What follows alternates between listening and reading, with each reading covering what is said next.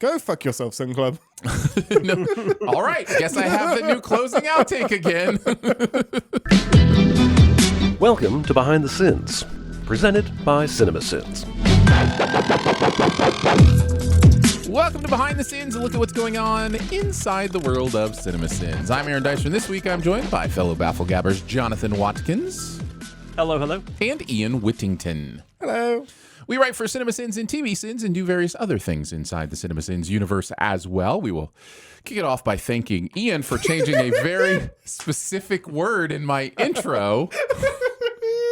I changed 2 words. Did you? 2 words. Oh, did I miss one? Did I say the wrong word on one of them? No, you said the right word. I didn't change it enough. Here's what I did. Here's what I did. I changed a big word that I knew you would notice, and then I changed a little word to lull you into a full sense of security that you may have missed. But I got them both? You got them both right. I'll try harder. I still don't know what the other one is. I think it was fellow. I changed to follow. Okay. I read. Yeah, my brain transposed it to fellow. I didn't hear it. No, I didn't say anything wrong. But he changed it to going on outside the world of Cinemasins. That was the big one. Which almost short-circuited my brain. I heard it. And then by follow Battle Gabbers, but I would never say it. Like, my brain skips that word because I know what it is. Okay, cool. I got to try harder. Yeah, you got to try harder. The beauty of that is that it was left open while I was recording Captain's Pod. So I was like, I mean, it's on the screen. That's right. I didn't have to hunt for it. It's like Anchorman. Go fuck yourself, San Diego. Yes. I was testing that out. I really was. Yeah. Go fuck yourself, Sin Club. No. All right. Guess I have the new closing outtake That's again. the opening. Intro. Ian just setting himself up every week. We are here for another Battle of the Sins. Guys, we are into round 2. So we are going to hear from some of the highest seeds, some of the movies with the most sins that are most likely to move on. We have not even talked about yet. Because several of them got a bye to the second round. So we will be discussing many of those. Just some things, one thing specifically I wanted to mention as we head into the second round. The highest seed, the biggest upset to make it to the second round. Do you know what it is? Do you know what it is? The movie or the number? The movie. Or the seed. 122. No. There was no. Is it on today's episode? It is not on today's episode. So I haven't been here the last few weeks. So there were 107 movies, right? Mm-hmm. The highest seed, the biggest upset to make it through, was the 98th seed. So like there were only 9 movies that had less sins than this, and it still was voted the most sinful movie in the first round. Drop Dead Fred. No. Dave. It is the Black Phone. Interesting. So there you go. And that was technically an upset. What did that beat? I would have to go. Jerry Maguire. We decided that the Black Phone was more sinful. Where was it? I should be able to find this. The Piranha 2. Encanto. Is that what it was? Yeah. Okay. Yeah, we decided the Black Phone was more sinful than Encanto. That's fair. Yeah. So I think it is. Yeah. Yeah. No. Sometimes the matchups are going to be weird like that. Because it's the best movie. Yeah. And honestly, Encanto might be a better movie too, but it is. Yeah, I got you. It's just weird. I don't know. It's hard to put your brain around this sometimes, like what we're actually moving on. Yeah, definitely. Especially with some of these matchups we're going to talk about today. Big reminder that as this continues on, and now you're hearing the second round, you will have new things to vote for as part of the audience at the website that Ian always giggles at. It is challenge.com. /2022 sin battle. It's challenge, but with an O for that second vowel. It's just a stupid word. It is challenge.com /2022 sin battle. How did that happen? Someone changed your prep sheet. How did that happen? Is that just a website that lets you do? It's a really great tournament bracket website. It really is. Like they could. Why did they name it that? I think because it's like challenge, but one letter off. Oh, challenge. Oh yeah, I see it now. Still dumb, but I see it now. Oh, sorry. They might want to sponsor us. I love you, Shalon. Yes, feel free to sponsor. So anyhow, yeah, just a reminder to head there to continue to get votes in for the further rounds. And people are doing that, so thank you for that, because your votes might come in handy. Not today, because there are just three of us, so there will be a winner amongst the three of us. But they might end up in the further. That's true. That's true. Isn't that what that's called in Insidious? In Insidious, yeah, the further. Yes. So thank you for doing that, for going and voting and being a fun part of this. We do appreciate it. We are into the second round now, so things are really heating up. There are no more buys. All of the movies that will continue on are in this round. So, and then it's just a few more rounds after that, and we will have a winner. So we will head into the next, I think, 10 or 11 matchups today and get through those and chat about a few new ones as well. As always, I will go to people here who have written on either of the contestants first, and you will have a few minutes to talk about what makes the movie that we're talking about sinful. You're not necessarily pushing for it to win or whatever. You're just saying, here are the things that make it sinful. And then we will go to the voting. Battle stations! Fight! Fight! Fight! Fight! Fight! Time for the one-on-ones. Who will win this year's $1 million game? Ding, ding, ding, ding, ding. That's the sound of round 2. So let's kick it off with Vampire's Kiss, the number 1 seed in the contest. Nice. Vampire's Kiss versus The Hangover 3. So Vampire's Kiss is a 1 seed. Hangover 3 moved on as a 64 seed. Vampire's Kiss has, I'm going to say that's 10,158 sins. Close enough. And Hangover 3 had 127. Jonathan, you wrote on Vampire's Kiss. None of us wrote on Hangover 3, but we discussed it a little bit last round. Tell us what makes Vampire's Kiss so sinful. Well, and I feel bad because I think we talked about this at Sin Week, and I don't want to repeat myself, but did we talk about Vampire's Kiss at Sin Week? We did briefly. I thought we did a Cinematary on Vampire's Kiss, and that's where we talked about a lot of this. Maybe stuff. that's what I'm thinking of. Maybe both. Okay. Who knows? Anyways, you're saying Vampire's Kiss it got a bye, is what you're saying. Okay. Correct. So this is the first time we're talking about first time in this tournament okay, we're talking about Vampire's Kiss for sure. So what's interesting about talking about Vampire's Kiss now is that Renfield has come out.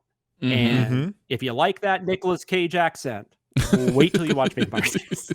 Like 10 minutes into Renfield, I was like, oh my God, he's doing the Vampire's Kiss accent.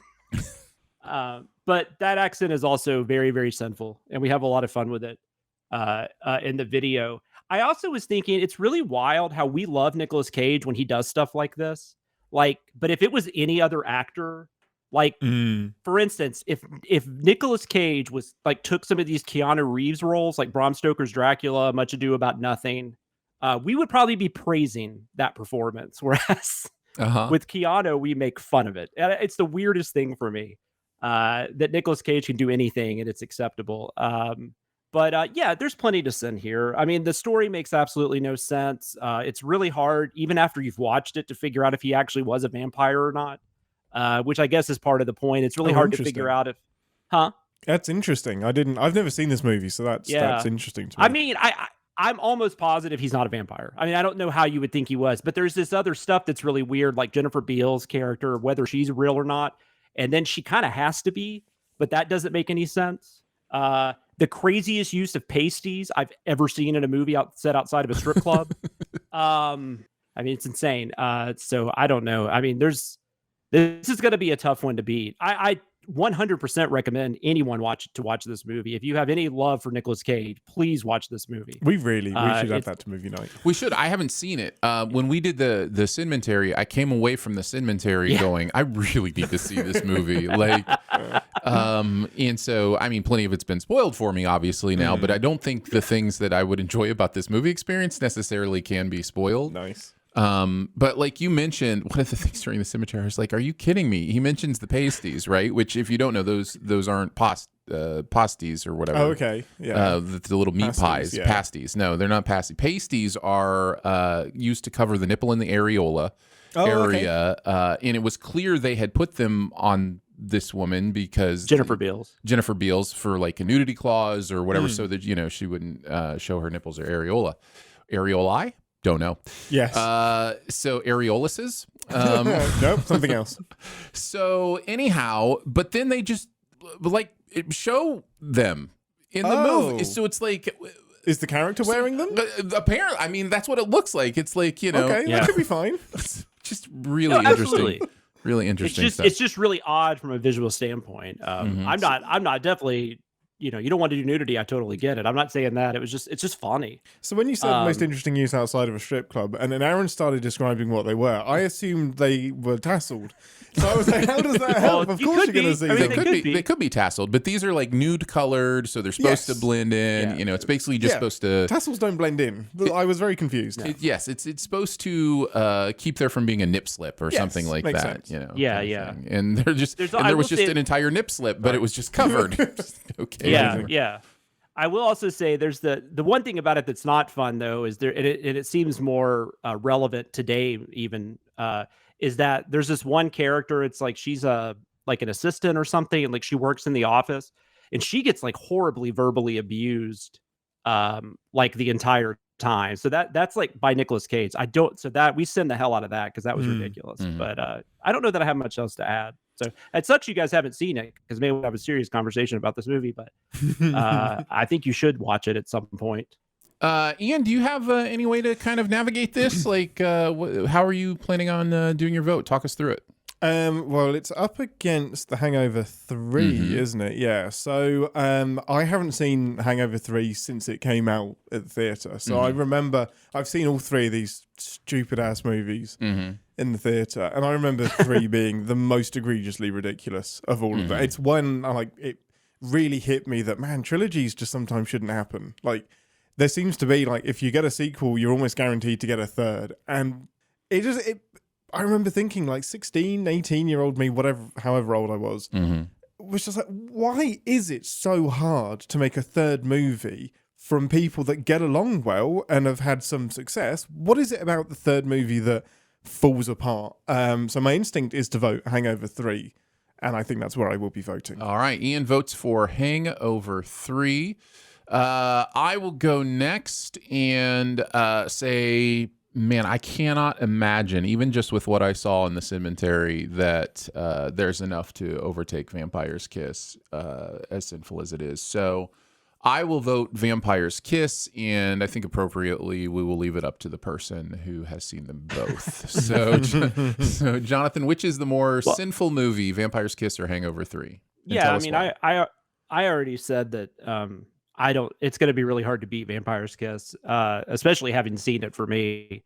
So yeah, I'm definitely going Vampire's Kiss. To be fair, I have not seen Hangover 3, but I mean, I feel like I have just watching the video and everything Ian said. It feels like I've already seen this movie many times. But yeah, no, Vampire's Kiss. I think Hangover 3's biggest problem. Sorry, they didn't kill a giraffe in Vampire's Kiss. That's true. They did not kill a giraffe. They did kill a bat. Aaron and Jonathan endorse giraffe killings. No, but I think Hangover 3's most sinful thing is that it just sounds like it's really dull and it's really just, I don't know, it's just predictable and stupid. Yeah. So Vampire's Kiss is just so out there. I like, there's not a movie like Vampire's Kiss. Well, the audience, it's like the Barbarian of the 80s. Oh, I don't want to see it then. The audience does not agree. They have Hangover at 77%. That's got to be to 23%. That's got to be an artifact of people haven't seen Vampire's Kiss and they have seen Hangover 3. Maybe I would think. So Vampire's Kiss will move on to the next round, and it will play the quote-unquote winner of Thor Love and Thunder versus Halloween Kills. Oh, this is tough. Boy. A 32 seed versus a 33 seed. Big close matchup. 155 sins for Thor Love and Thunder. 153 sins for Halloween Kills. Jonathan, you wrote on both of these, and we wrote together on Thor Love and Thunder, but why don't you start by telling us what makes Thor Love and Thunder sinful? First off, the movie looks like shit. Not the CGI artist's fault. This is a Marvel problem. Correct. I mean, it's not even just that. It's just nothing like meshes together in that movie. It's not just the CGI. That's probably a big part of it.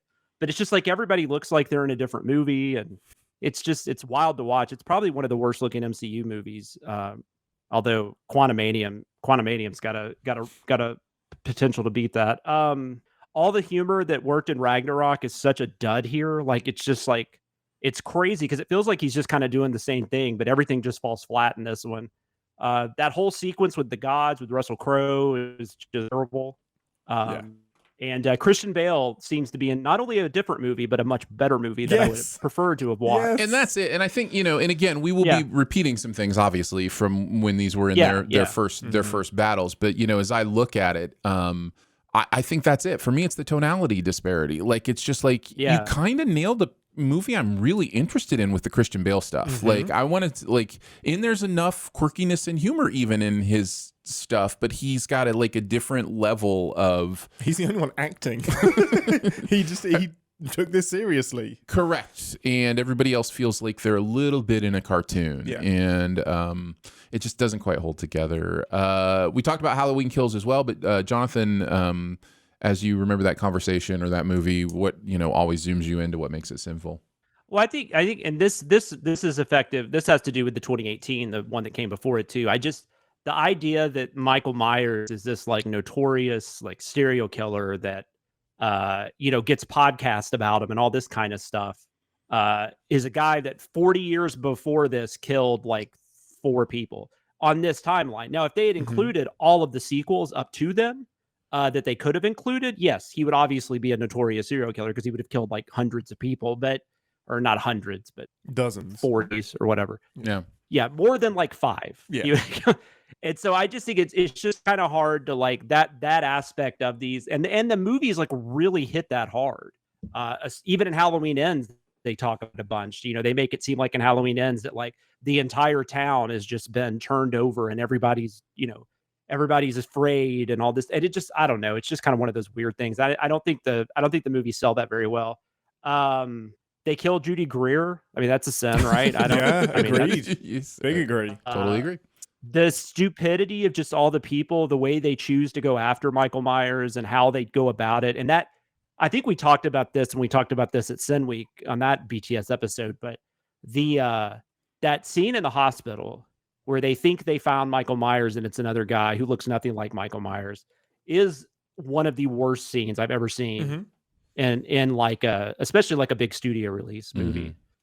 It's so bad. It hits you over the head with this horror. I mean, it's just bashing you over the head with the metaphor. Yeah, it really is. It doesn't make any sense why they even... crowds can do. Look at the evil of the people. Yeah. But and it doesn't, I mean, I guess that can happen even if the person doesn't look anything like Michael. But if one person had just looked at the guy, they would have been like, hey, that's not Michael. He's a foot shorter. I will say though, this Halloween Ends makes this movie better, which is crazy, but I think it kind of does. That is my biggest point. I came out of Halloween Kills hating it until I watched Halloween Ends. I love Halloween Kills compared to Halloween Ends. It is such a weird change in mental state. Well, I know, it doesn't make it a better movie. It doesn't make it a good movie, but it just, I feel like maybe I shouldn't have complained that much about that one because holy crap. If we do this again next year, assuming we do a Halloween Ends video, that'll be fun to talk about. But yeah, that's kind of the main stuff. I mean, it's just a terrible movie. So, Well, Ian, kick us off. How do how are you thinking about these two movies, Thor: Love and Thunder and Halloween Kills? How do you decide which one's the most sinful? I like how Aaron says Halloween. He's Halloween. Hallowed. It's kind of between American and British. Halloween. Yeah, I may have done that. We celebrate Halloween with tea and crumpets. Where are the best soccer teams currently playing, Aaron? They are in the, depending on who you talk to, the Premier League, the Premier League, the Premier League, or the Premier League. I don't, whatever. Yeah, good. I never said Premier. So... Interestingly, if we had been talking about this, and this is the point Jonathan made, if we'd have been talking about this before Halloween Ends come out, it's pretty clear for me that Halloween Kills beats Thor. But Kills has gone up in my estimation so much after watching Ends that Thor has more about it, and it's more of a squandered opportunity. It's just like, hey, Taika, go do what you want, which should be a home run. It should be, hey, great, but I think they gave him too many nukes. And instead of let him play with some really cool stuff, he got to play with everything. And I think it's where the Marvel guardrails may have helped a little bit. And I think Ragnarok works because it's a very isolated, internal, self-contained bottle episode. With Love and Thunder, we go back into this galaxy-ending, God-ending, the world is over situation, with the wackiness of Thor being disappointed that Jane is whatever Jane is doing. Just so many strange big swings. And I think it is more sinful. So I will be voting for Thor, Love and Thunder. Thor, Love and Thunder, more sinful than Halloween Kills. I will go next and just say this is a really close match. It is. Both of these movies are very, very sinful in my opinion. I think based on the whatever you want to call it, point about rush to judgment, cancel culture, whatever they were trying to do in that scene alone. I'm not going to give Halloween Kills the not being the stinkiest turd at poop camp, benefit of the doubt. It is. It is a terrible, terrible film with lots and lots of sins. I am voting Halloween Kills. That's fair. And to be make the decision, Jonathan. And to be fair, I wasn't trying to say Halloween Kills was less sinful. I was just making a comment that it becomes better because of how terrible Halloween ends. But you're right. Also, I forgot to mention too, the other thing about Halloween Kills that kills me is at the end, which is kind of a cool sequence where the mob is like beating the crap out of Michael Myers, and there's like the Lori has got some narration or something going on, or she's talking to somebody at the hospital. And then Michael Myers comes back and starts killing all of them. That's kind of a cool scene in a way, but the way they execute it, the way they do like the narration and the score and everything, all of a sudden it's like you're supposed to be rooting for Michael Myers. Yes. It's the weirdest, it's so weirdest strange. thing. Yeah. And I remember just leaving that just being really uncomfortable because it's like, as much as I love like the original Halloween, I've never once been like, God, I hope Michael wins. Well, it bugs me as well because he suddenly became supernatural as well. And I was like 1,000% less interested when they lent into the more he kills, the more immortal he becomes. I was like, cool, I'm out. It's funny, Daniel randomly, because Daniel hasn't seen a lot of these movies, so he was randomly asking me that the other day if Michael Myers was supernatural. I was like, it depends. How much time do you have? Was basically my answer. Like, I don't know. It depends on the movie. All right, I'm going to flip a coin because I have no idea. Oh my goodness. Abdicating your role. Sorry, heads are Halloween, tails were, because Halloween. So it's Thor. Yes. Thor, Love and Thunder moves on. I disapprove of your methods. I agree with your result. They were just even for me. I had no idea. The good news is the audience also believes Thor. Very, very close. 54% to 46%. They're extremely sinful, but for different reasons. It's possible also I was always going to pick Thor, and I just wanted to have a little show. Yes. That is possible as well. Now it's possible. Halloween Kills had a chance to win this whole thing for me. It is so bad. It is so bad. I meant Halloween Kills. I'm sorry. But Thor, Love and Thunder will move on to fight against Vampire's Kiss in the next round. So that will be fun. And we will have watched Vampire's Kiss by then. Yes. By then we will have watched it. Let's move on to the next battle between the Adam Project, the 16 seed, and Bad Moms Christmas, the 49th seed. Why isn't Danae here to talk about Bad Moms Christmas again? Yes, please. That was amazing. Just listen, I could tell you what makes Bad Moms Christmas sinful, or you could just re-listen to the first episode of this podcast. What's great is that I know she's watched the Adam Project, so... Yeah, she could have compared these two. She could have. I mean, I think I know her vote either way. So yes, you can replay that entire conversation Danae and I wrote on Bad Moms Christmas. We talked plenty about how ridiculous this movie treats actual relationships. The things it wants you to invest in, it treats as ridiculous and silly. And then comes to the end, and just one of the men steps in and solves it for the women. And it's just like, what are we doing here?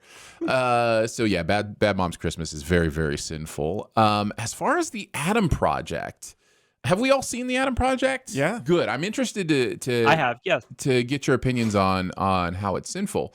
But I remember when we were sitting this and talking about what makes it sinful, a lot was focused on, and I think rightly so, that many of the sci-fi elements in this movie are used so incorrectly. Like, if you have this technology, here's what you'd be doing with it, not this. It also, like, for a moment, am I wrong? For a moment, it has lightsabers. Like, it literally, like, it pulls from, many, which is fine. I mean, movies do this, like, but it is a sin, right? Like, that's something that makes it sinful. It is the most magnets, how do they work movie I've ever seen. Like, there are so many, like, in that last scene of just stupidity with magnets. Like, I think the entire denouement is a magnet-based bullet pull, which makes no sense. So yeah, very, very sinful, and I think worthy of its seat. It had 207 sins, Bad Moms Christmas with 136, but I think we've got another really, really difficult one here. Jonathan, you kick us off with the voting. Talk a little bit about these two movies and which you think is more sinful. Unfortunately, I have not seen Bad Mom. I mean, not unfortunately. I'm kind of glad I haven't seen Bad Mom. No. But I've heard Danae and Ian, you watched it too, right? Yep. Sadly. And then Aaron, you wrote on it, Aaron? Is that right? I did. Yeah, I wrote on both of these. Okay. So I've heard enough from you guys to think that Bad Moms Christmas is really bad. Adam Project, I saw, but like, I don't remember a ton about it. It was just a movie that just didn't stick with me. Like, I didn't mind it. It wasn't anything like I was like, oh, that was awesome. And it kind of had that same thing. I like Free Guy fine, and I like Free Guy better. But it had that kind of same thing where it's like, hey, remember this, remember this, remember this. When you were a kid, the member berries thing that a lot of movies have these days, and it's getting old. So I don't know. I'm going to go with Bad Moms Christmas, though, because I just can't see a world where that doesn't have more sins. Or is it more sinful than Adam Project? Jonathan votes for Bad Moms Christmas. And I will say, Ian, before we get to your vote, just because I didn't say it and I want to say it, I actually really like the Adam Project. Yes. I actually really enjoyed the movie. Which is, this is just Ryan one of Reynolds those things. Is in it, so of course you do. Like, it's a great hang. So, like, it is one of those situations, and again, one of the things I love about this tournament is it is a super sinful movie that I kind of really enjoy. Yeah. So yeah. Well, that's two different things. Yes, absolutely. Ian, discuss your vote. Well, Jonathan stole my Free Guy comparison because the Adam Project really is... No, you're fine. You couldn't have known. Flip a coin. The Adam Project is to, like, Back to the Future and time travel movies what Free Guy is to video game movies. Like, it feels like they are, like, spiritual sequels to each other in the same universe. And I had such a great time with it. But yeah, the science and the time travel... I remember being sad that I wasn't on it because I take great joy in seeing time travel and paradoxes, but it is the rule of cool and the rule of fun. It's used to get us to a fun place, and it gets away with it for me because I do have a fun time with it. I do really, really, really enjoy it. And Bad Moms is just a despicable movie. And now. And this is where, for me, it comes down to I'm almost positive that the Adam Project has more individual sins, but the cultural weight of the Bad Moms sins is heavier. So I have like some pellet-sized turds in the Adam Project and some big old elephant dung for Bad Moms. So yeah, that gets my vote. Bad Moms Christmas for Ian. So Bad Moms Christmas will move on. I think this was a lot more difficult for me than you two. I am going to vote as well with Bad Moms Christmas, but just barely. Interesting. Adam Project, as much as I like it, is a really sinful movie. And you do have the sinner's bias on this as well, which I think is a thing that exists in this contest. If you're the one that sinned the movie, you think it's more sinful than the movie and you didn't sin. Both of these, though. So then I shut up.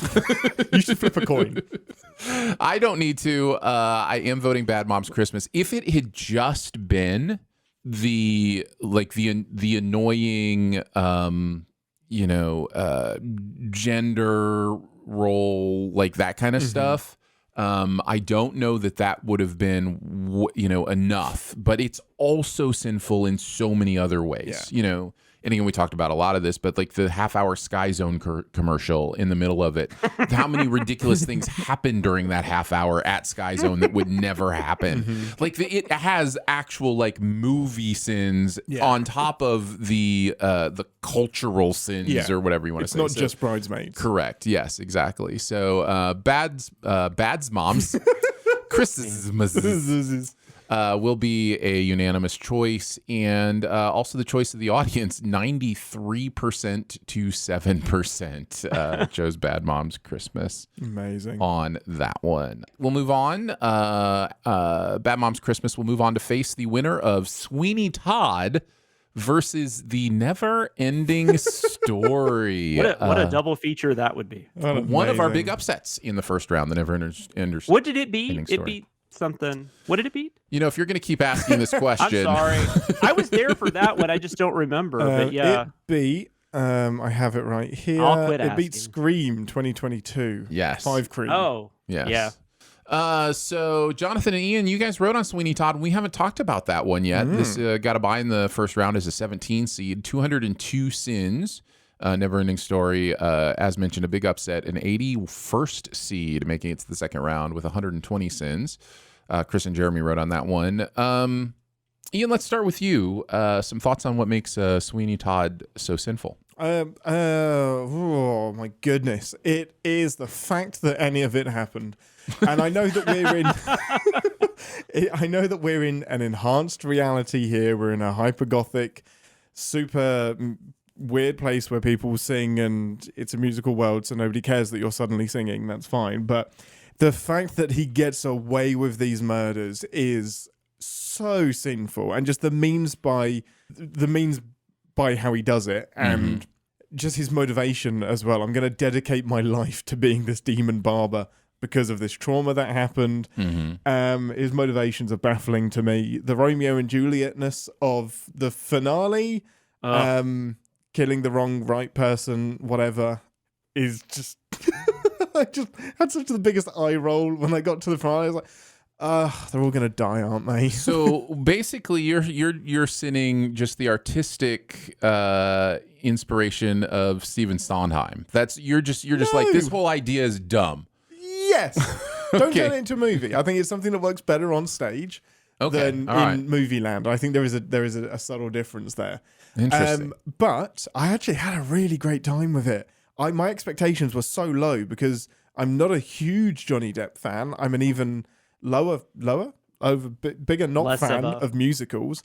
But yeah, something in this movie I really, really enjoyed. But it is really the villain good guy's plan that makes this fall apart for me. In the specificness of what makes the villain's plan sinful. Yeah, I'm dedicating his whole life to this and how he gets away with it. Okay. So it's not like the usual, villain's plan like doesn't make sense. It's more just like the fact that this type of person would exist. It's both of those things. Yeah. All right. Jonathan, what makes Sweeney Todd the movie so sinful? Yeah, Ian, I'm surprised you didn't mention that chair because I think you wrote like 57 cents. Well, that's just all about part that chair. of how he got away with it because it's my favorite thing. The geography of that house. This is one of those occasions where the movie gives you too much information because it shows you exactly where in the house that chair is, which is all you need to know that it can't work the way that he's using it. Yeah, it can't lead to where it's going, and it's in full view of all of London, next to a window. Yeah, where he sees people all the time, but they somehow don't see him. Yeah. And also the fact that like Alan Rickman and I can't remember the other actor's name, but like his henchman. The fact that they don't know that Sweeney Todd is Benjamin Barker. Is that his name, Benjamin Barker? Yeah, it's ridiculous because he's got some makeup on. Yeah, not only does he still look the same, but he's at his old salon or whatever. Yes. Like he didn't even change locations. And they go up there and just talk to him like you're really good at shaving. Thank you. And it's like, how do you not fucking know that's him? It's insane. Also, we have a ship's penis penetrating the fog, as Ian correctly wrote. That was a funny one. I thought that was you that wrote that. That's amazing. Well, maybe I did write that one. No, you I did don't know write that anymore. one. We wrote this like a year ago. I do love that your favorite sins you attribute to me. There's something very nice about that. And then there's just a lot of little things in there. Helena Bonham Carter's character, who is like clearly broke. She can't even keep her restaurant clean, but she kept these like really expensive silver knives for him, thinking he was dead. Like she never sold these. I don't know. It's just stuff like that obviously makes it very sinful. The movie as a whole is fine. I didn't love it or anything. With Tim Burton, I mean, you're always going to get a great visual experience, even if the movie doesn't work. But I don't know. And I guess I didn't know this. I thought I knew this play better than I did, but I didn't recognize any of the songs. I would like to see this performed. I think that could be fun. But this movie is really, really sinful, and it's just kind of okay as a movie. So, well, I get to start the voting since I didn't write. And I'll talk. We talked a little bit about the never-ending story, and I think it is one of the prime examples of a movie I love being super, super sinful. And there are a lot of sins, as mentioned in that first episode in the never-ending story. In fact, I think the sins. That fucking kid. I think the sins of Sweeney Todd are. Many of them are sins of taste, and that's not to say that there isn't that isn't sinful for him to get away with it. This works is definitely a sin. But other than that, I think the movie is fairly well constructed, well acted. So yeah, I'm voting for the Neverending Story as the more sinful movie of these two. Again. It's wild that I would put the Neverending Story into the third round, but that is my vote. Jonathan, why don't you go next? I agree with everything you said. I mean, I think Sweeney Todd does have plenty of sins, but there's something about the Neverending Story when you start looking into the story, I guess, as you would, that it really starts falling apart. I will admit that is not a child. I don't really have a childhood movie. That's not like one that I loved as a kid. So, and it's not one I've revisited as an adult. But I do feel like it should go. I think it's more sinful than Sweeney Todd. All right. Well, Neverending Story will move on. Ian, what was your vote going to be? It's unanimous. It was the Neverending Story. I think there's just more to it, and yeah, the Sweeney Todd is. I may disagree with the methods and the motivations, but it is an ABC, well acted, well sung, well put together thing. It's almost like Stephen Sondheim knows how to put a musical together. Almost. We also forgot to mention real quick in Sweeney Todd that he goes from I'm just going to get revenge on these couple of people to, well, I should practice on other people. So he just murders I'm going to practice my craft. A slew of innocent people. Whoever's walking past the shop through that window. Yeah. It's kind of nuts. Oh, and I'm going to adopt a kid at the same time. He's Michael Myers. And unlike the Neverending Story, it doesn't undo it by the end. The Neverending Story undoes everything it does at the end. Everything. Yeah. None of it mattered. It was all a dream. Artax, nope, no longer buried in the swamp of sadness, just running in the fields. All that emotion you felt is pointless. Also, the story ends. So that's a sentence. It's just a lie. Right? It's just a lie. Neverending Story, also the audience's choice. 85% to 15% say it is the more sinful movie. So it will be moving on to face Bad Moms Christmas in the third round. Danae has to be on for that. I think my favorite thing about this is the matchups. It's the best. It's so great. Let's talk about another one we haven't talked about. Street Fighter. This was a Sin Club release. It's electromagnetism. It is the number 8 seed with 253 sins. That'll go up against The Mask, which is a 57 seed with 131 sins. I wish Jeremy was here for this.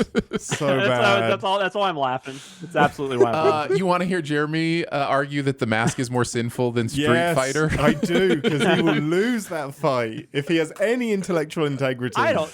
He might go Street Fighter.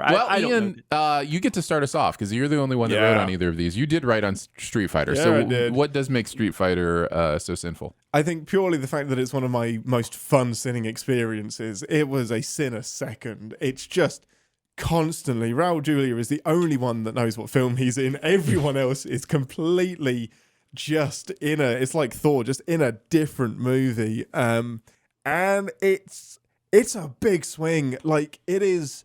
Street Fighter, even at this point, was a classic game.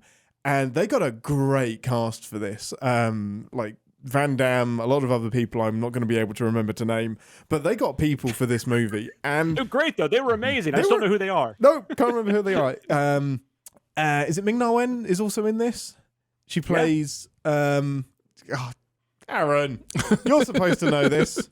But will he? Ming-Na Wen, yes, I did it. I said it with confidence and I meant it. But it is just, it's so over the top. It's so cheesy. It's the most convoluted double cross, I think is the best way to put it. And it's just an absolute cheese fest. And it's bad acting, bad line delivery, other than Raul Julia. Like, it's just the scene when he's talking to Ming-Na Wen and she's just like, You destroyed my village. You killed all of my people. And he's just like, the day Bison visited your village was the worst day of your life. For me, it was Tuesday. His line delivery, and I'm now saying nice things about this movie, but it's so over the top, and it feels like it's sincere. It feels like it's trying to be a big 80s action movie and misses the point that it should have lent way more into the comedy parody aspect and less into we're doing a Schwarzenegger style action fest over here. That's my vote. I don't know that we need to spend a ton of time on this. Yes, I understand there are certain among us in the Cinemasins world that think The Mask is a terrible movie with a lot of sins. I will say that The Mask is a really fun movie, in my opinion, with a lot of sins. Suck it, Jeremy. But not enough sins for me to put it over Street Fighter. I don't need to debate that one too long. Street Fighter is the more sinful movie in my opinion. Jonathan, what about you? I'm gonna flip a coin. I'm kidding. Street Fighter. I think one of the biggest sins of Street Fighter might be that Raul Julia, that was his last film. Like, I feel so bad for that guy. Like, that's your last film. That's unfortunate. That seems to happen though. Every time somebody has a last film, it's like not a great one always. Yeah. So no, it's Street Fighter. I mean, I this also killed Stephen E. D'Souza. This was his directorial debut. And he was the guy that wrote a ton of those 80s action movies that Ian was referring to. And this kind of killed his career from what I remember. But yeah, no, it's Street Fighter. It's Street Fighter all the way. All right, Street Fighter will move on. It is 85-15 in the audience. Agreed that Street Fighter is not more the cheese, the key. Classic. It's one of my all-time favorite moments in a comedy. I don't like that movie as much as you two, but that scene's awesome. I'm relieved. We're going to watch The Mask and Vampires Kiss on Thursday, aren't we? Well, Street Fighter will move on to face the winner of the Eternals versus Dune 2021. This is actually a perfect matchup. How did Dune even... I can't believe we picked Dune. It's so sinful. It is so sinful. This is a girthy movie. It just seems silly movie. Afterwards. Yeah. And it might have gone up against something really good. I don't remember. Eternals is a 25 seed. Dune 2021 is a 40 seed. 175 cents for Eternals, 142 for Dune. Chris and Danae writing on Dune, and Ian, it was you and Chris on Eternals. Why don't you talk a little bit more, if you want to, about the Eternals? We all destroyed it pretty well on the first episode. Yeah, we did. Well, Dune went up against Surf's Up. That's how it won. I think out of being double the length, and Eternals went up against Source Code, which Source Code we should have never seen because it's a perfect movie. But yeah, man, we send perfect movies. I know. What we do here. So I'm gonna show my hand straight away. For me, Eternals could go over all the way. Eternals is my favorite to win. Most sinful in general. Just long, boring, overcomplicated, waste of a cast, too many characters all at once, too many tones, just a mess of stuff. Dune is a stunningly beautiful, mildly dull, well executed movie that I would argue in some ways isn't as good as the 1984 version, but not as sinful as the Eternals. Yeah, we don't need to spend a ton of time on this one. Eternals is the more sinful movie. We talked about both of these. This is one of those matchups that feels right. Yes. This is a matchup you look at and you go, okay, these are similarly, targeted kind of movies, right? Yeah. And you go, oh yeah, obviously Eternals is the more sinful. At least I do. Jonathan, what about you? Yeah, no, it's Eternal. Yeah, Eternal's moving on. It's like, it's like Colgate getting to the second round in the NCAA tournament. You're like, well, you did well winning that first game, Colgate. Now you're done. I don't understand what any of those words that meant. would be Dune. Dune would be that example. Yes. Dune is the Colgate. Thank you. Colgate is a college. Could not tell you where it is, but it is a college. Also a toothpaste. It's also a toothpaste. Okay, but you pronounce the toothpaste Primura. Get out. Coolgate. Cool Whip. Yes, nice. Cool Whip. Eternals will move on to face Street Fighter in the next round, and the audience agrees at 100% to 0% the very first time. It is unanimous with the audience. That's amazing. The Eternals is one of those that could win it all. The Eternals will be moving on. I'm not kidding. It could win. I don't know how I'm going to vote against it. Well, let's talk about Wild Wild West, shall we? And Edward Scissorhands.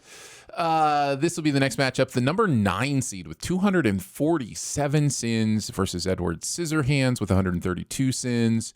I wrote on Wild Wild West with Daniel, Chris, and Jeremy writing on Edward Scissorhands, which we talked about in the first round.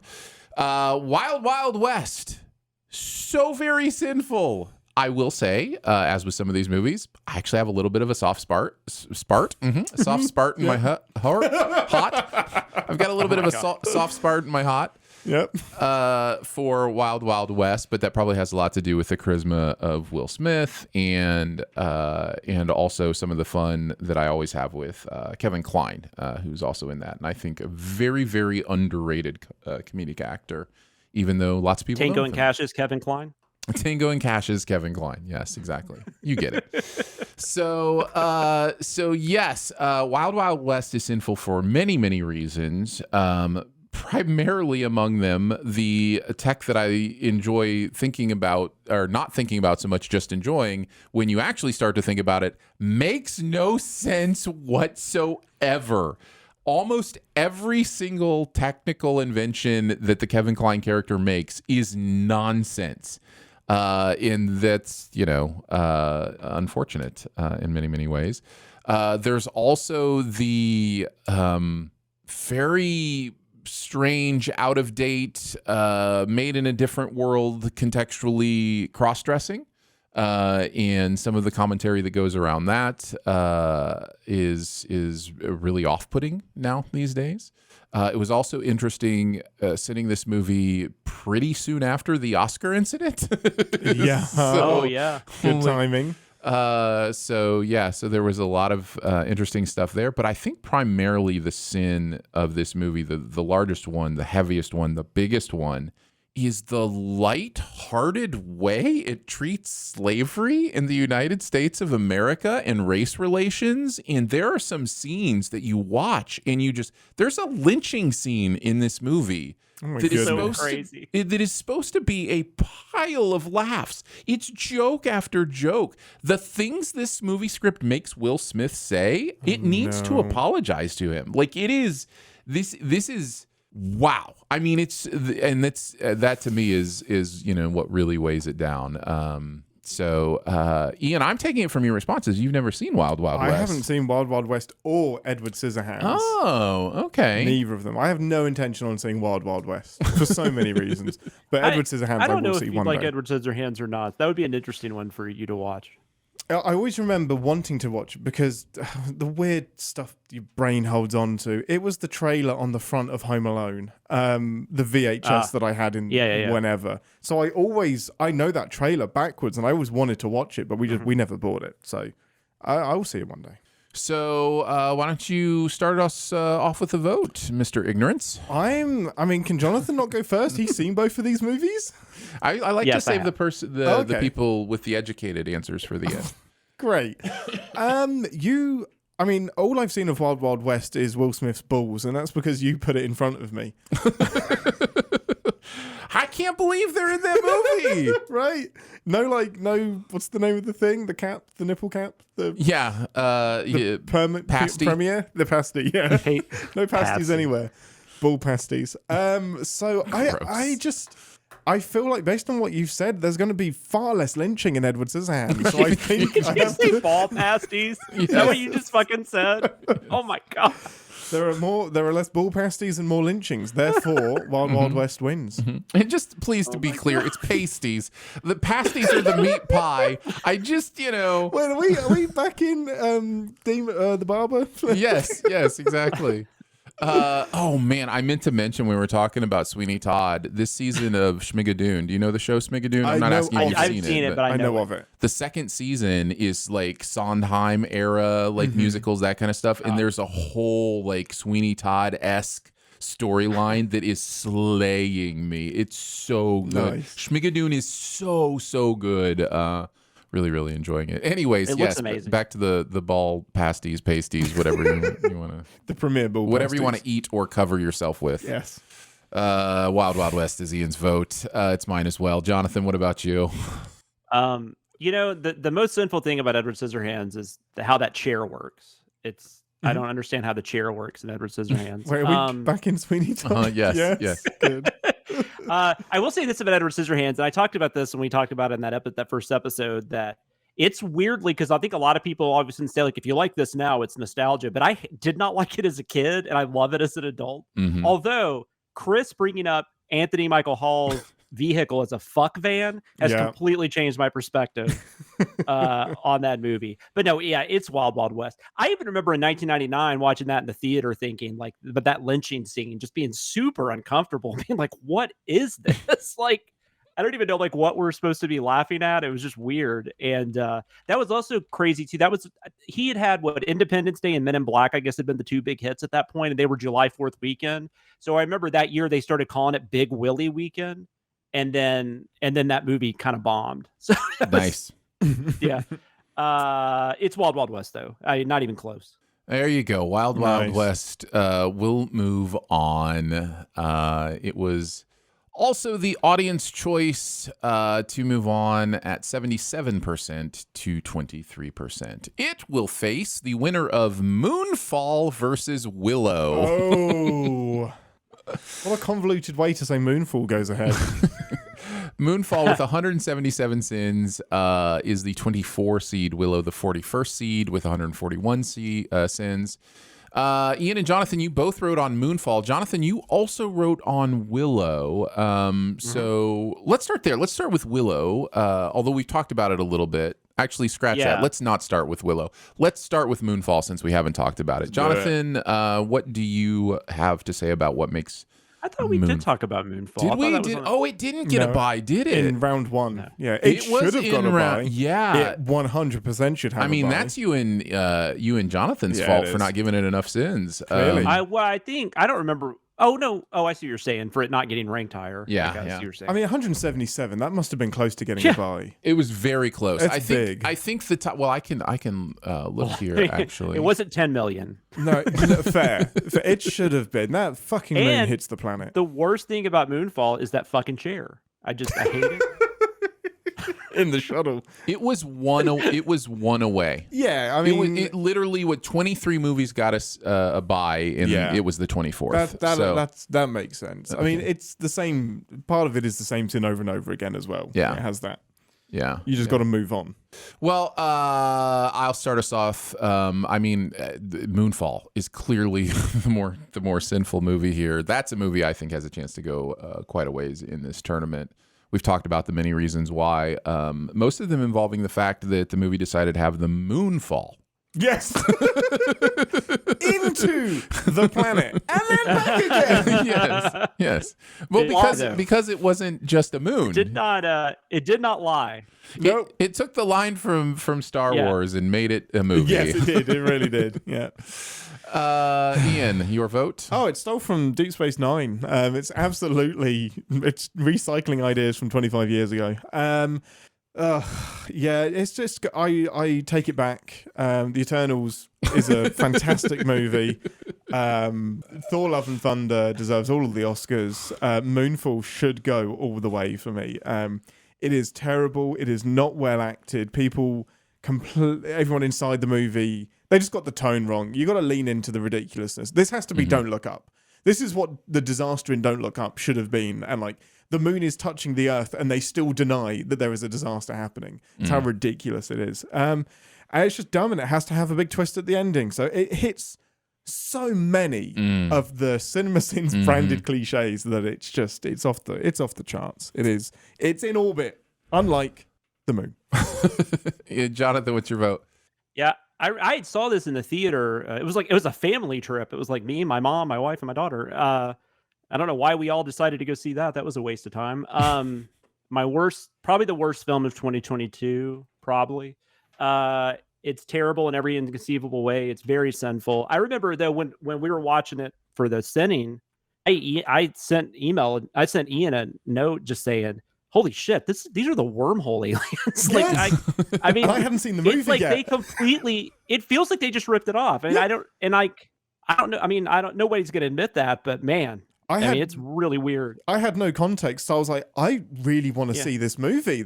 And as soon as that scene happened, I was like, oh, they take that Cisco talking to his wife on the beach. Like that scene is in this movie. Yes. With like two different characters. It's so weird.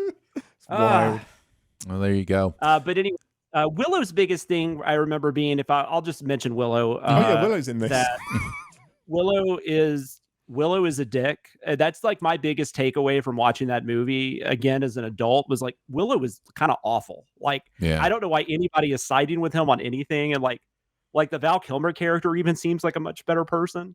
But anyways, it's Moonfall. There you go. I'm gonna have a hard time picking anything against Moonfall. That's gonna be tough. Moonfall will move on to beat Wild Wild West in the next round. I'm sorry. Did I just what? Did I just spoil something?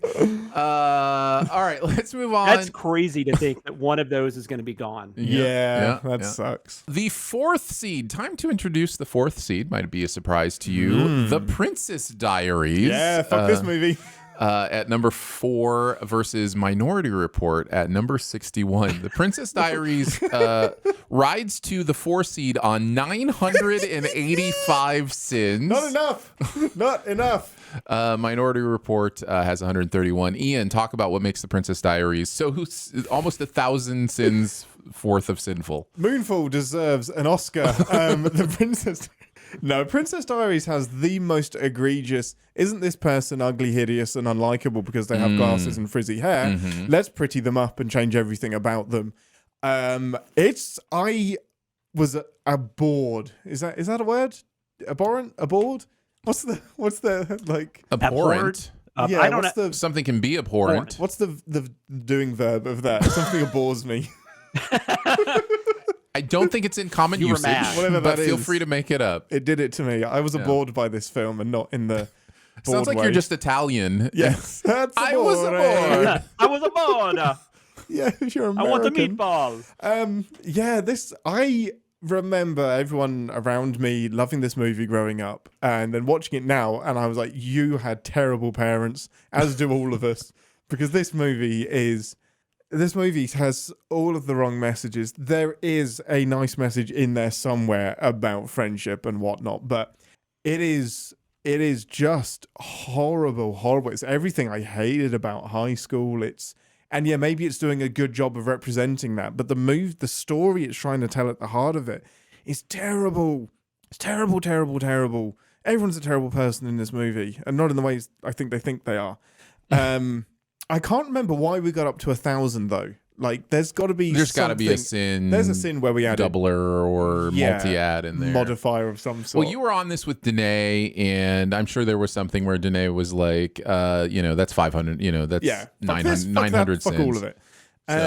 This feels straight up like a Danae movie. I'm surprised she didn't like. Yeah, right.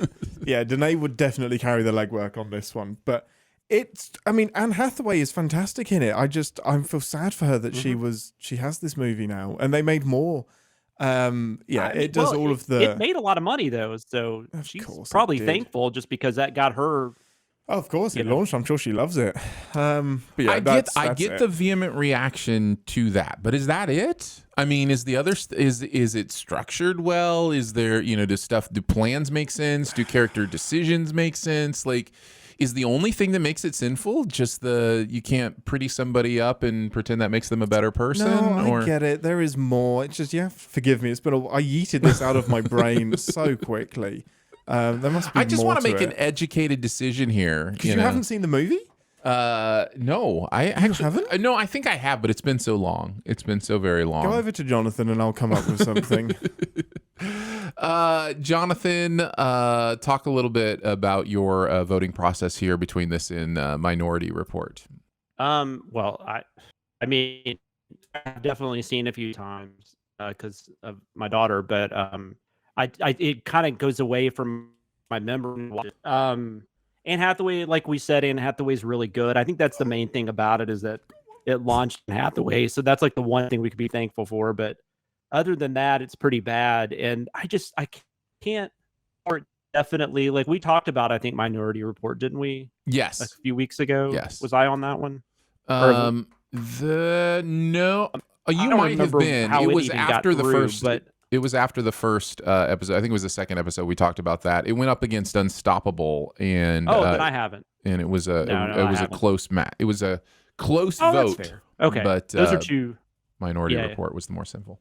I can't figure. I mean, I can't figure out a way to pick anything other than Princess Diaries here, so I'm just going to say that. All right, that's my math. Princess Diaries is the vote from Jonathan. Ian, you have something to convince me not to vote Minority Report here? Yeah, no, I do. I've got some good stuff. So we did 100 sins per song that was too on the nose. So every musical choice here, it's not just that the song is like kind of describing a feeling or emotion. Mm-hmm. It's describing what the protagonist is doing. Right, yeah. So it's like, as I gaze out of the window was one of the lines, as Anne Hathaway is looking out of the window. As the birds fly free, birds are flying free. There was Paolo, who is a terrible, terrible person that somehow ends up being a good guy by the end. He's the one in charge of the makeover. Mm-hmm. He's horrible. He's the best buddy by the end. We don't like him. And just she's being crafted into being this leader of a country, but is being taught the most superficial fucking things about leading. And it's not. And we're just endorsing a monarchy. It's a dictatorship. This movie endorses everything you Americans should hate. Yeah, I was already going to vote Princess Diaries. So. Oh, thank goodness. I mean, I'm scrambling Minority through the Report script definitely here. has sins.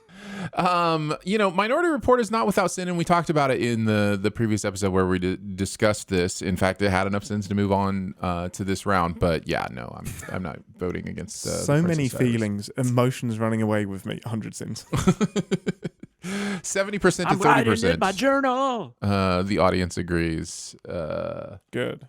So, yeah, Princess Diaries will move on. Oh, and here's the most hypocritical one. What makes you different makes you beautiful. What's there inside you shines through.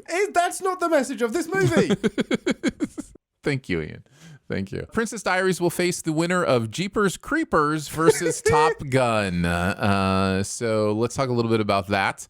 Both of these have been discussed before. Ian and I writing on Jeepers Creepers. Ian, you were with Chris and Daniel on Top Gun.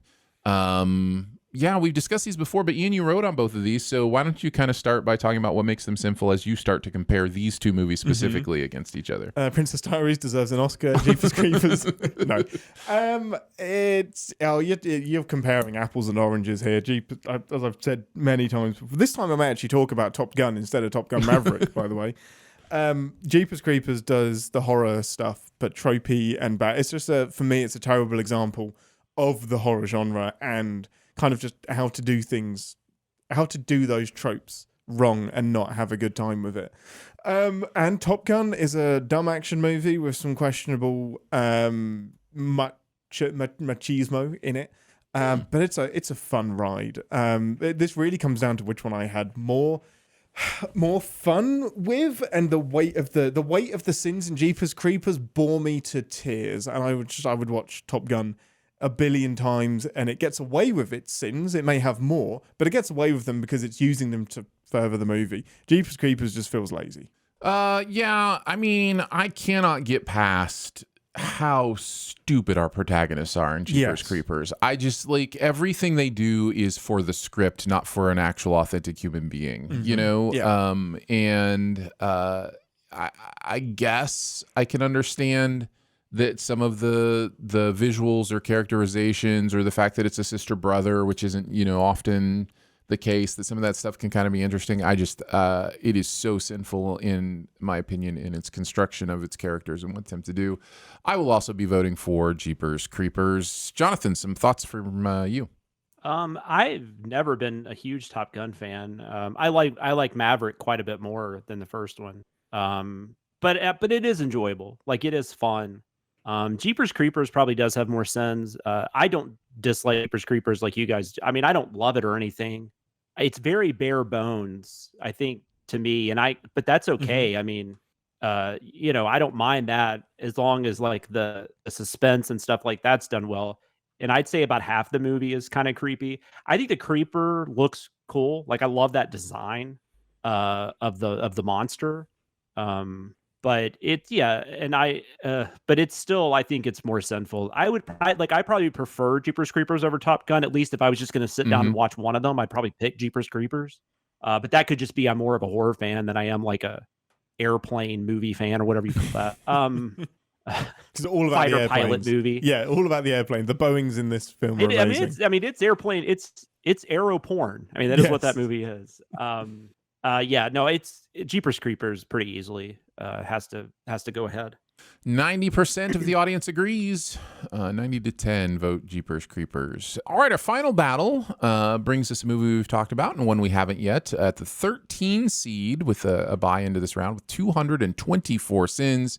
Danae and I wrote on 50 First Dates. And then Dog, which we've talked a little bit about already. 77 sins. That's Jeremy and Ian on that one. We'll start with the one we haven't talked about as much, 50 First Dates. This, of course, is Sandler and Barrymore doing their amnesia romance. And the underlying story is that every day, this woman wakes up and doesn't realize the previous day or days have happened ever since, a certain time. So the family watches The Sixth Sense together every single night, and she's surprised at the ending. Those kind of things. The main sins in 50 First Dates, amongst the certain hasn't aged well stuff, which, by the way, wait for a Sandler movie. By the way, this would be a terrible competition that I also might enjoy.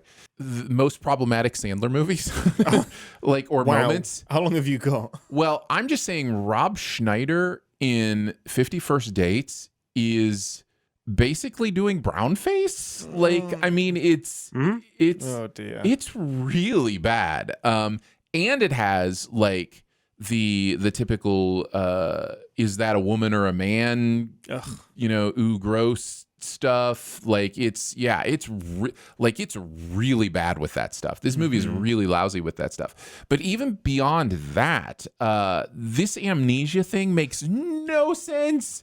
It makes no sense that even internally in the movie, it's just the way the characters react to it, the things that they do, that anybody would suggest to them that the best idea is just to cater to this issue, as opposed to where this movie eventually ends up. That's maybe. Let's have an honest relationship with this movie. Also, the movie never adequately deals with the nightmare scenario that this would be for someone, especially obvious at the end when she's had kids. Oh my goodness. It doesn't deal with the waking up and all of a sudden being 8 months pregnant and having no clue. It treats the end like he's got this setup that he can do every morning for her that's going to just make her accept that all of the sudden she has 2 children and is on a boat with a strange man. Totally fine. It's just going to be totally fine because he has a video. He has a video that made that explained it all. Anyways, lots of sinful stuff in 50 First Dates. Ian, do you want to talk about Dog at all before we vote? No, I don't like that movie. Dog, I think the conceit of the movie is a bit broken itself. The fact that Channing Tatum's character would be trusted with the dog to do this mission. It's all of the convoluteds. Like, how do we get these two people that are a simile for each other on the road together? and just the way he treats this dog is terrible. The way he treats humans is terrible.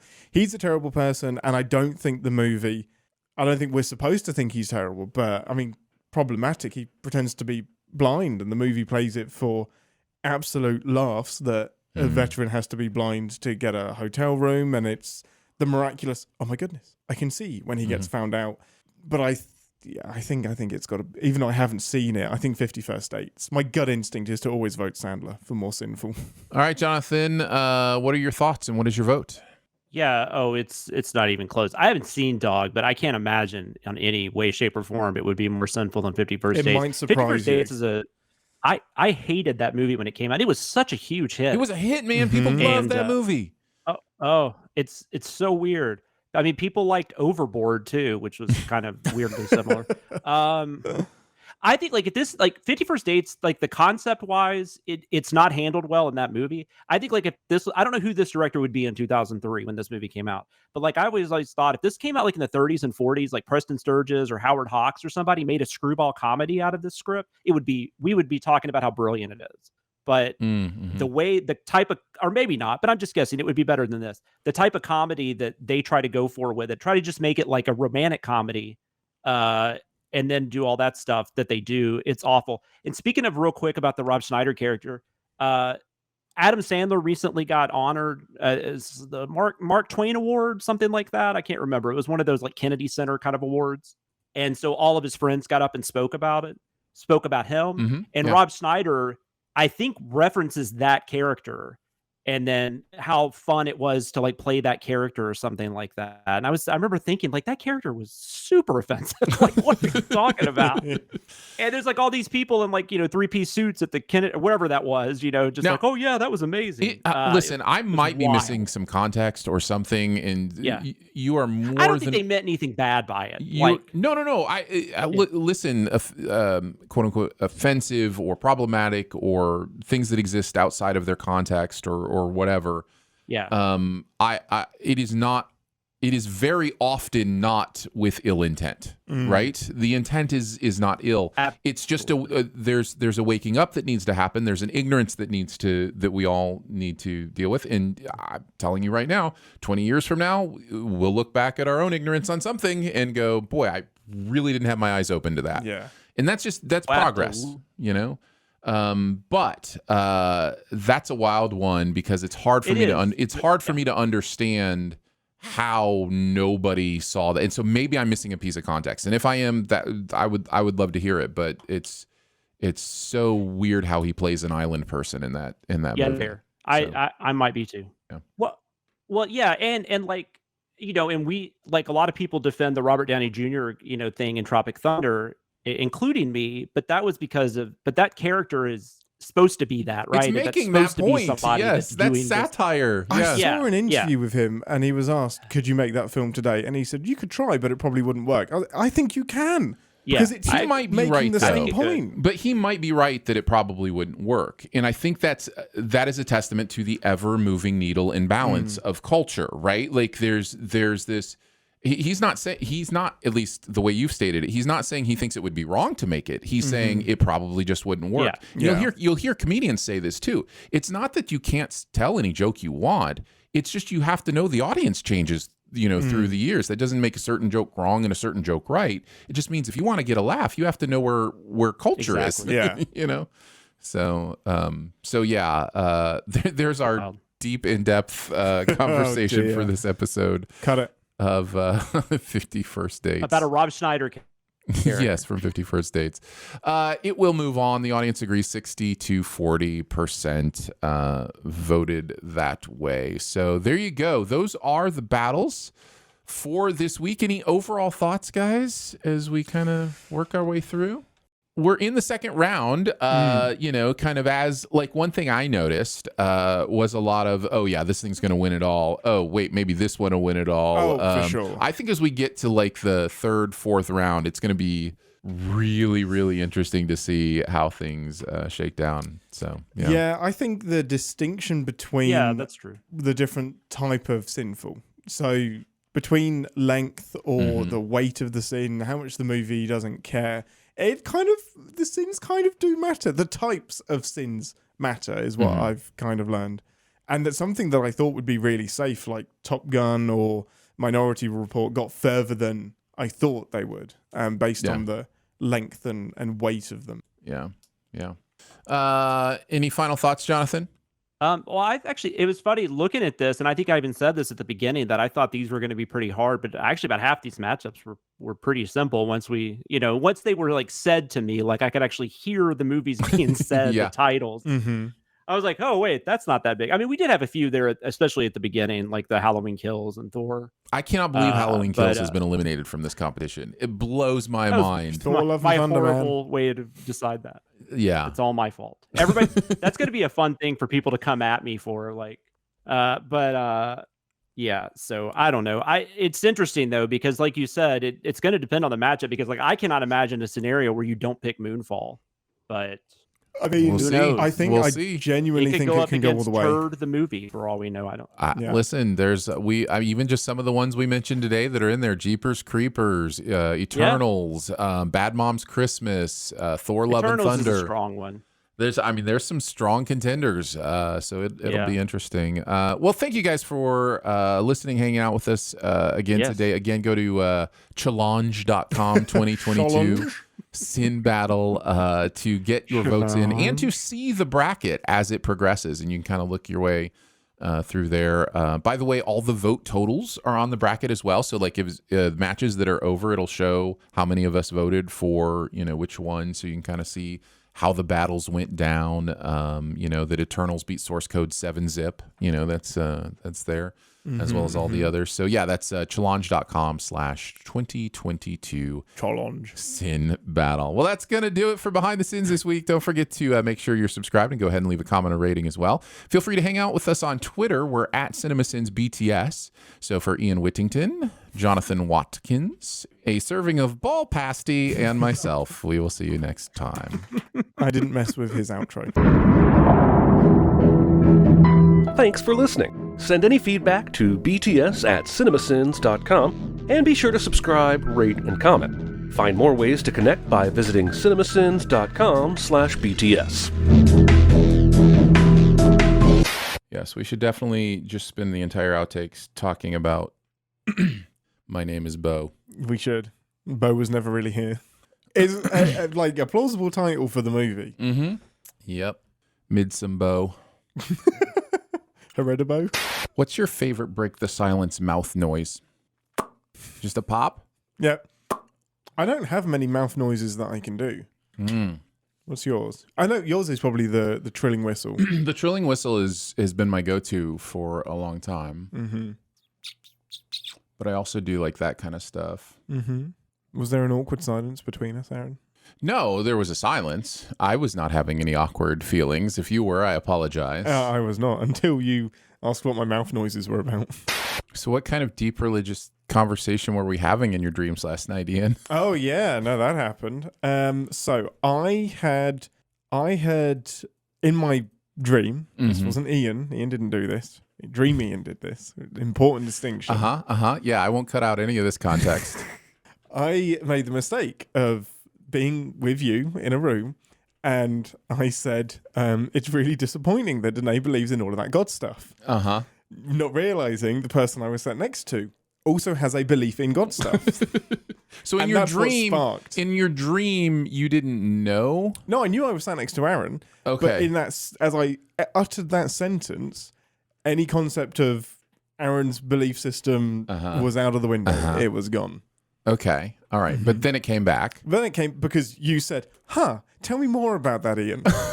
And this is exactly how the conversation would have gone. Correct. That's exactly what I would say. You would say, tell me about that. You wouldn't have been offended. You would say, tell me about that, because I too am a person of faith. Tell me more. Tell me more. Yeah. Well, where does the disappointment come from? Yeah. And why did you confide in me about this? Amazing. How long did the conversation go on? Until Yogi Bear came in and warned us about a forest fire. Oh, that is generally not Yogi's realm of responsibility. No. What?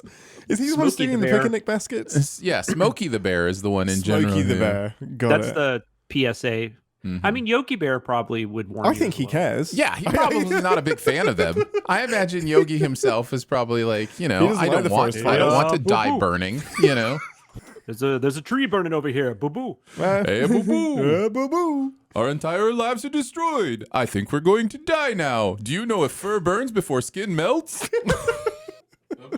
Ian, did you want to tell Jonathan about our screening of Mother? I mean, Beau is Afraid. Wasn't Mother. So I'm seeing it tonight. No spoilers for the movie at all, but there are as you'd expect with an Ari Aster movie, there are moments in it. And the person next to me, this is a 3-hour movie. The person sat next to me, I would say was my age or slightly younger. And I would say on average, every 7 to 8 minutes, and I'm being generous, he would cycle through either Jesus, wow. But it's the wow as if he's at like a modern art museum and he's really digging the modern art, which is probably the perfect metaphor for this. And he's just going, and like covering his face and like, but what happened on screen was the most mundane thing you could possibly imagine. Now there were wow things. Yes, there were wow things, but you didn't mind the like his interest. It was just what was on screen didn't really make a lot of sense. Exactly. There were some moments where it made sense because when he's doing it all of the time, occasionally a psychic is going to predict something that happens. He's going to land on something that actually was shocking. But for most of it, it was just like, we've seen this before. And he's just like, it was as if it was the first movie he's the guy that goes to the forest and he's like, these trees, man. Yeah. My experience of Midsommar was okay. My Hereditary theatrical experience was one of the worst I've ever had. It was because everybody, like, no one knew what to make of it, I think, majority of the people. Because I was just like at an AMC, like on a Tuesday evening. And you could tell people were just getting really uncomfortable. So they would just like say stupid shit. And there was just a bunch of different people like saying stuff and loudly explaining to a date what was going on, just all the kinds of stuff. People laughing at the weirdest things, like the Toni Collette death scene. Like it was just weird. I didn't laugh at that.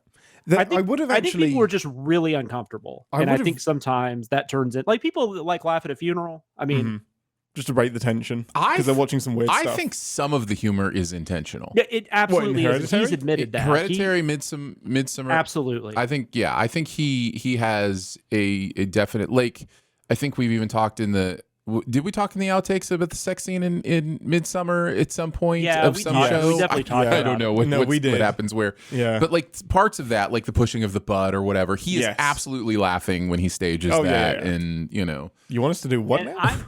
I'm glad that's the case because if not, I'd be really concerned about that dude. Beau is Afraid is not going to assuage that in any way.